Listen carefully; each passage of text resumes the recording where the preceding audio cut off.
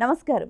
BRK భక్తి ఛానల్కి స్వాగతం. నేను మీ కీర్తి. ఈరోజు మనతో పాటు ఉన్నారు ఆస్ట్రో న్యూమరాలజిస్ట్, ఎనర్జీ వాస్తు నిపుణులు శ్రీమతి జయప్రద గారు మనతో పాటు ఉన్నారు. అమ్మని అడిగి మే నెలలో 12 రాష్ట్రాల వారికి ఎలా ఉంది అనేది తెలుసుకుందాం. నమస్కారం అమ్మ.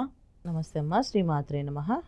అమ్మ, మే నెలలో సింహరాశి వారికి ఎలా ఉండబోతుంది తెలియజేయండి అమ్మ. ఇప్పుడు ముందు మామూలుగా చేసుకుంటే గ్రహాలు ఎక్కడెక్కడ ఏ స్థానాలు ఉన్నాయి చూసుకుంటే ప్రతి సంవత్సరం గ్రహాలన్నీ మారుతుంటే ప్రతి మాసం మారే గ్రహాలు కొన్ని గ్రహాలు, అవి రవి, కుజుడు, శుక్రుడు, బుధుడు. అయితే ఈ మాసంలో మే మాసంలో మనకు జరిగేది ఏంటంటే 9 గ్రహాలు మార్పు అనేది జరుగుతుంది ఈ మాసంలో. ఎందుకంటే గురువు కానీ ఈ మాసంలోనే మార్పు అనేది చెందుతుంది. తర్వాత శుక్రుడు ఈ మాసంలో మార్పు అనేది తక్కువగా ఉండి చాలా రోజుల తర్వాత మార్పు వస్తుంది. ఎందుకంటే గత చాలా రోజుల నుంచి శుక్రుడు మీన రాశిలో ఉంటున్నాడు, రాహుతో కలిసే ఉంటున్నారు. రాహు, శుక్రుడు, బుధుడు, శనేశ్వరుడు 4 గ్రహాలు మీన రాశిలో ఉన్నాయి. ఈ 4 గ్రహాలు మీన రాశిలో కలయిక ఉండడం వల్ల రవి మేషరాశిలో 13వ తారీఖు ఉండి 13 నుంచి వృషభ రాశికి వెళ్తున్నారు. గురువు వృషభ రాశిలో 15వ తారీఖు వరకు ఉండి మిథున రాశిలోకి వెళ్తున్నారు.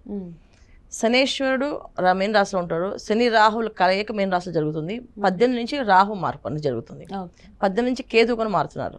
సో అందుకే మే మాసంలో నవగ్రహాలు మార్పు అనేది మనకి జరుగుతుంది కనుక ఈ నవగ్రహాల సంచారం మార్పు జరిగినప్పుడు ఒక్కొక్క రాశికి మంచి ఫలితాలు, ఒక్కొక్క రాశికి కొంచెం మిశ్రమ ఫలితాలు ఉన్నాయి.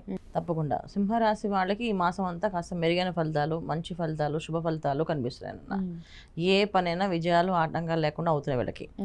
ఇప్పుడు దాకా ఏంటంటే అవుతుంది అనుకోవడం, అవ్వకపోవడము, దానికి సరే సంబంధించిన విషయాలు ఎంత కృషి చేసినా వాళ్ళ మీద వాళ్ళకి అపనమ్మకం వచ్చేస్తుంది. ఏంటంటే అవ్వదేమో, మాకు ఇంక జరగదేమో అనే ఫీలింగ్ వచ్చేస్తుంది.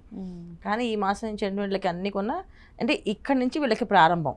అంటే ఈ మాసంలో బాగుంటుంది కదా, ఈ మాసం నుంచి వీళ్ళకి ప్రారంభం. ఈ మాసం నుంచి అంటే ఎప్పుడు వీళ్ళకి గురువు ఎప్పుడైతే మిథున రాశిలో సంచరిస్తారో అప్పటి నుంచి వీళ్ళకి మంచి సత్ఫలితాలు కనిపిస్తున్నాయి.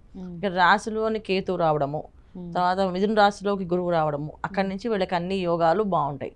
అంటే ఏ పరంగా బాగుంటాయి అంటే చాలా మంది ఉద్యోగాలు మార్పు అనేది జరుగుతుందా జరగదా, అసలు ఉద్యోగం మారవా, అసలు ఉద్యోగాలు వస్తాయా రావా అనే వాళ్ళందరికీ ఉద్యోగాలు రావడము, మంచి ప్లేస్లకు వెళ్ళడము అనేది జరుగుతుంది. రెండోది ఏంటంటే వివాహాలు చాలా మంది కావట్లేదు. ఎంతో మంది ఎంత ప్రయత్నం చేసినా వివాహం కావట్లేదు. సో ఈ మాసంలో ఏంటంటే వివాహ ప్రయత్నాలు ప్రారంభం చేస్తే మంచి సత్ఫలితాలు కనిపిస్తున్నాయి వివాహ ప్రయత్నాల్లో. ఇక సంతాన విషయంలోకి వస్తే సంతానంలో మాత్రం చాలా మంచి మార్పులు, వాళ్ళ ఆరోగ్యపరంగా బాగుంటుంది. తర్వాత వాళ్ళ ఆలోచన పరంగా కూడా బాగుంటారు. ఎందుకంటే సింహరాశి వాళ్ళకి సంతానం విషయంలో కాస్తంత చింత అనేది కనిపిస్తుంది.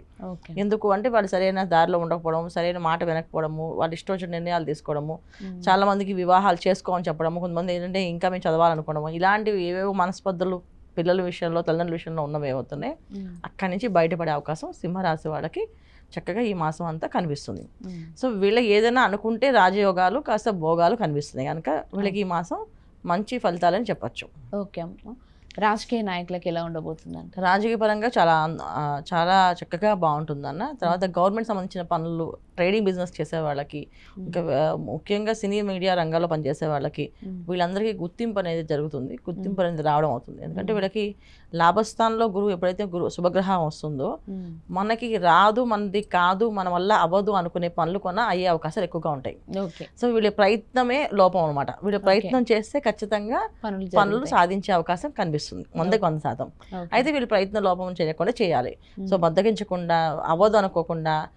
కాకపోతే ఈ సింహరాశి వాళ్ళకి ఈ మాసం అంతా ఏంటంటే నోట్లోంచి ఏ మాట కాదు, అవ్వదు, రాదు, ఇది ఇంతే, ఇలాగే ఉంటుంది జీవితం అని అనుకోకుండా ముందుకు వెళ్తే మంచి ఫలితాలు. నేను సాధించగలను, నా వల్ల అవుతుంది అనుకుంటే, లేదు అది అవ్వదు అని అంటే మాత్రం ఖచ్చితంగా చెడు ఫలితాలే కనిపిస్తున్నాయి. అందుకని వీళ్ళు చేయాల్సింది ఏంటంటే జాగ్రత్తగా అన్ని విషయాల్లో ముందుకు వెళ్ళే ఆలోచన ఉండాలి ఎక్కువగా. ఓకే అమ్మ. మామూలుగా సింహరాశి వాళ్ళు చేసుకోవాల్సిన పరిహారాలు ఏంటి?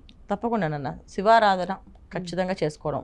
ప్రతి సోమవారం ఖచ్చితంగా శివాలయానికి వెళ్ళి రుద్రాభిషేకం చేయించుకోవడం. ఎందుకంటే గురువు యొక్క అనుగ్రహం ఇంకా ఎక్కువగా కావాలి. ఇప్పుడు మనం చెప్పేది గోచార ఫలితాలు. గోచారంలో మిథున రాశిలో గురువు సంచారం వీళ్ళకి లాభస్థానంలోకి వస్తున్నారు కనుక అన్ని లాభాలు జరుగుతూ చెప్తున్నాం. వాళ్ళ జాతకంలో గురువు ఎక్కడున్నారో, వాళ్ళకి ఏ దశ నడుస్తుందో ఆ బలం కూడా కావాలి అంటే, ఈ బలంతో పాటు ఆ బలం కూడా కావాలంటే ప్రతి సోమవారం శివాలయానికి వెళ్ళడం, రుద్రాభిషేకం చేయించుకోవడం, అభిషేకం అయితే 21 ప్రదక్షిణాలు చేయడము, ఇలా ప్రతి సోమవారం చేస్తూ ఉంటే వీళ్ళ గురువు అనుగ్రహం బాగా, అంటే గురుబలం పెరుగుతుంది, గురువు అనుగ్రహం కూడా కలుగుతుంది.